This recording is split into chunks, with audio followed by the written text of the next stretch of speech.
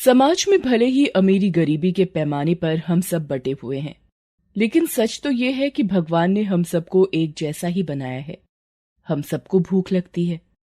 बस फर्क ये है कि जिनके पास पैसा है उन्हें भूख की अहमियत का अंदाजा नहीं होता, लेकिन जो गरीब हैं उन्हें अपना पेट भरने के लिए बहुत संघर्ष करना पड़ता है। सविता और उसके बेटे हरीश की कहानी भी यही बताती है। दिल्ली की एक बस्ती में सविता अपने बेटे हरीश के साथ कुछ ही दिन पहले रहने आई थी। सविता के पति कैलाश की बीमारी की वजह से मौत हो गई थी। तब हरीश केवल 2 साल का था। तब से हरीश की सारी जिम्मेदारी सविता पर आ गई थी। पति की मौत के बाद उसके ससुराल वालों ने भी उससे मुंह मोड़ लिया था। सविता हिम्मत वाली थी, पर हरीश का भूखा चेहरा उससे देखा नहीं जाता था। उसने ठान लिया कि कुछ भी करके वो हरीश का पेट भरेगी। काम की तलाश में अपने छोटे से बच्चे को लेकर वो दिल्ली आ गई और एक बस्ती में कमरा लेकर किराए पर रहने लगी। उसके पास जो भी थोड़े बहुत पैसे थे खर्च हो चुके थे। वो परेशान थी। उसने देखा कि पड़ोस में रहने वाली किरण रोज सुबह काम पर जाती है। वो तुरंत ही उसके पास गई और उससे बात की। बहन जी सुनिए, नमस्ते, मेरा नाम सविता है। अच्छा, देखो मुझे काम पर जाना है, देर हो रही है, जल्दी बताओ क्या बात है। मैं आपका ज्यादा वक्त नहीं लूंगी। मैंने आपके पड़ोस वाला कमरा किराए पर लिया है। बेटे के साथ रहती हूँ। बड़ी परेशान हूँ। घर में खाने को कुछ भी नहीं है। बेटे ने कल से कुछ भी नहीं खाया है। अच्छा, तो ऐसी बात है, रुको यहीं। किरण अंदर जाती है और वापस आते हुए थोड़ा खाना साथ लेकर आती है। वो खाना सविता को देती है और कहती है, ये लो, खुद भी खा लेना और बेटे को भी खिला देना। वैसे घर वाला कहाँ है तुम्हारा? वो कुछ काम धंधा नहीं करता क्या? जी, वो लंबी बीमारी ने उन्हें हमसे छीन लिया, हमेशा के लिए। मैं और मेरा बेटा हरीश ही हैं बस। और आप मुझे गलत मत समझिए। मैं तो आपसे बस इतना पूछना चाह रही थी कि यहाँ आसपास कोई काम मिल सकता है क्या? मैंने देखा है आप भी काम पर जाती हैं। मैं भी कोई काम कर लूंगी। अरे, दिल्ली में काम की कमी नहीं है बहन, बस करने वाला होना चाहिए। यहाँ पास में कई सारी बड़ी बड़ी सोसाइटी हैं जहाँ बड़े बड़े लोग रहते हैं। झाड़ू पोछा, खाना बनाना, ये सब काम करने के लिए वहां हमेशा ही जरूरत होती है। मैं भी तो वही काम करती हूँ। ऐसा करो, तुम कल चलना मेरे साथ, तुम्हारी बात करवा दूंगी 1-2 घर में। जी बहन जी, बड़ी मेहरबानी आपकी। मैं कल सुबह चलूंगी आपके साथ। और ये खाना देने के लिए भी आपका बहुत बहुत शुक्रिया। किरण मुस्कुराकर अपने काम पर चली जाती है। सविता बहुत खुश थी। उसे उम्मीद मिल गई थी कि अब वो हरीश को पाल सकेगी, उसका और अपना पेट भर सकेगी। वो तुरंत ही घर गई। सबसे पहले किरण का दिया हुआ खाना उसने हरीश को खिलाया और अगले दिन सुबह ही हरीश को लेकर किरण के पास जा पहुंची। किरण ने उसकी कई फ्लैट्स में बात करवाई, जिनमें से 2 जगह बात बन गई और अगले ही दिन से सविता वहां काम पर जाने लगी। वो पूरी लगन से काम करती थी, कभी किसी को शिकायत का मौका नहीं देती थी। उसके काम से फ्लैट्स के मालिक भी खुश थे। देखते ही देखते सविता को 3 और फ्लैट्स में काम मिल गया। अब सविता को घर चलाने लायक पैसे तो मिलने लगे थे, लेकिन दिन भर काम करके वो बहुत थक जाती थी। हरीश भी अब बड़ा होने लगा था। वो पढ़ने में बहुत होशियार था। अपनी माँ की मेहनत देखकर उसने भी ठान लिया था कि वो मन लगाकर पढ़ेगा और अच्छी नौकरी करके अपनी माँ की सारी मुसीबतें दूर कर देगा। एक दिन थकी हारी सविता जैसे ही घर आती है तो चौंक जाती है। घर एकदम साफ सुथरा था। रसोई में खाना भी बना हुआ था। वो हरीश को आवाज लगाती है, हरीश, ओ हरीश, कहाँ है बेटा? ये सब काम किसने किया? मैंने किया माँ। आप पूरा दिन काम करती हो, थक जाती होगी। आपके लिए इतना तो कर ही सकता हूँ मैं। अच्छा, मुझे तो पता ही नहीं चला। मेरा छोटा सा हरीश कब इतना बड़ा हो गया। पर मेरे बच्चे, तुझे ये सब करने की कोई जरूरत नहीं। तू तो बस मन लगाकर पढ़ाई कर, बाकी सब मैं देख लूंगी।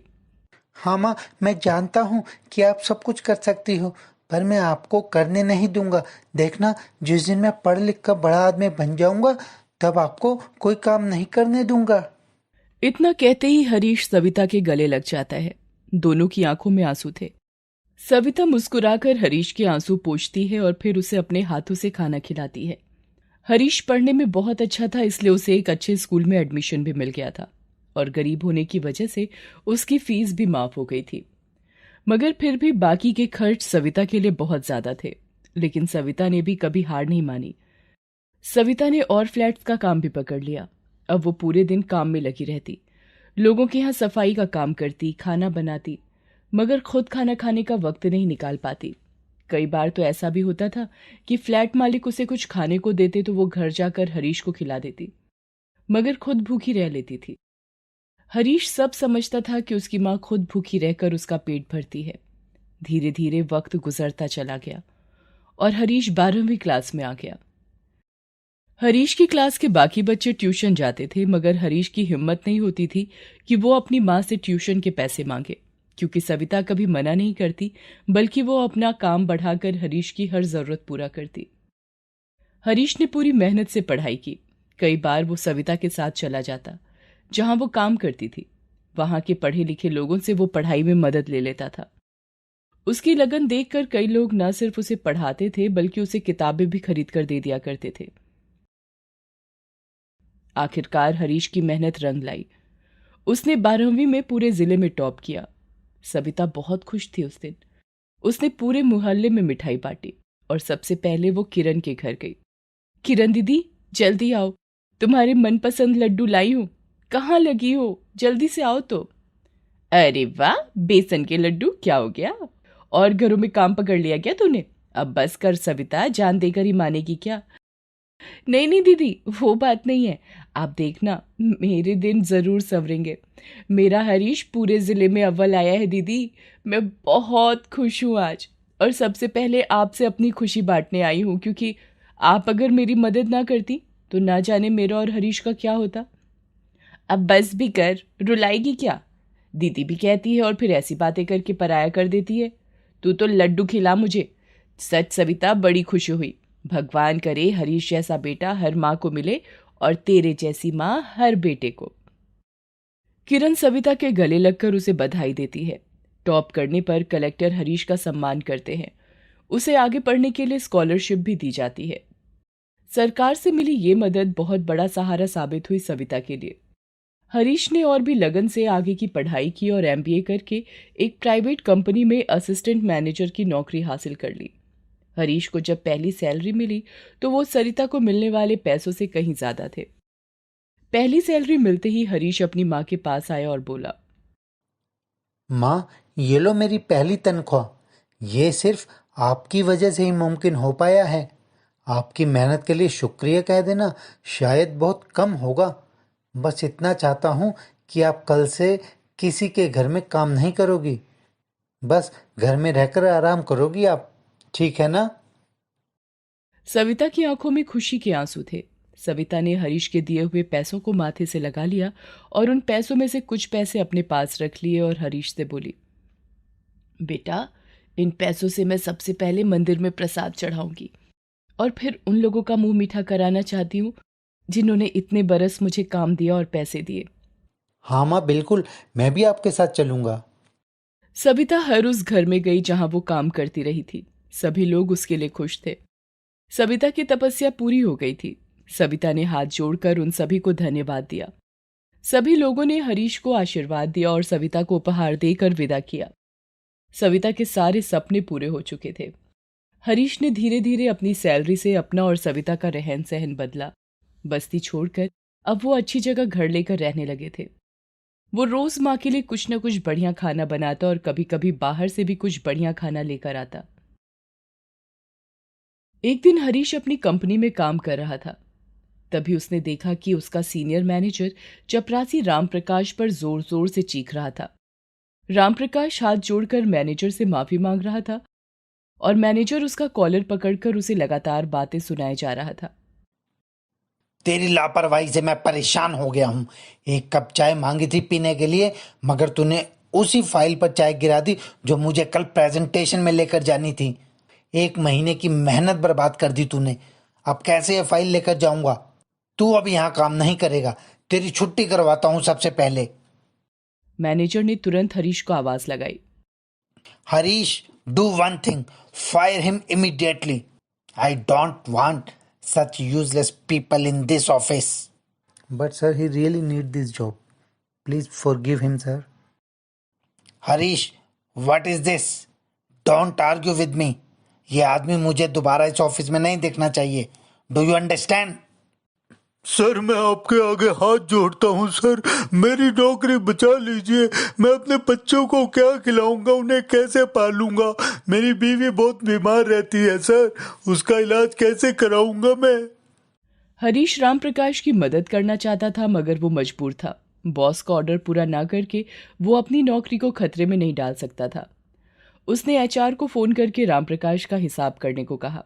राम प्रकाश रोता रह गया और हरीश बुझे मन से वहां से चला गया. बाथरूम में जाकर हरीश बहुत रोया. वो गरीबी के दर्द को जानता था लेकिन वो मजबूर था. हरीश अपने केबिन में जाकर दोबारा काम करने की कोशिश करने लगा लेकिन वो काम नहीं कर पा रहा था.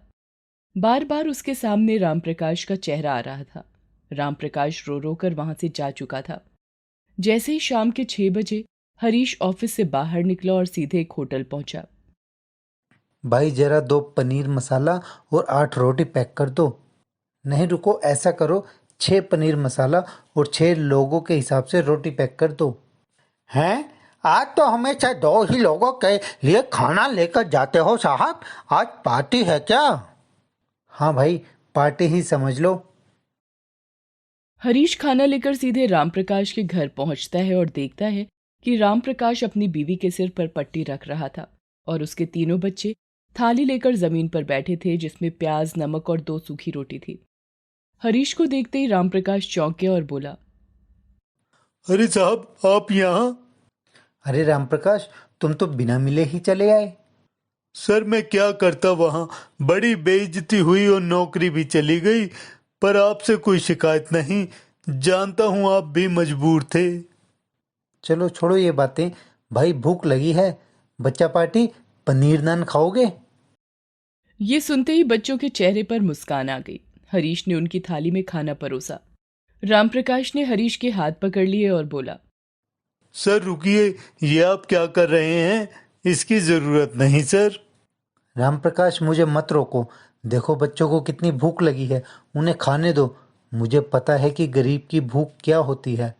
और हाँ, जब तक तुम्हें नई नौकरी नहीं मिल जाती तब तक बच्चे तो मेरे हाथ से ही खाना खाएंगे. सभी लोगों को खाना खिलाकर हरीश वहां से चला गया.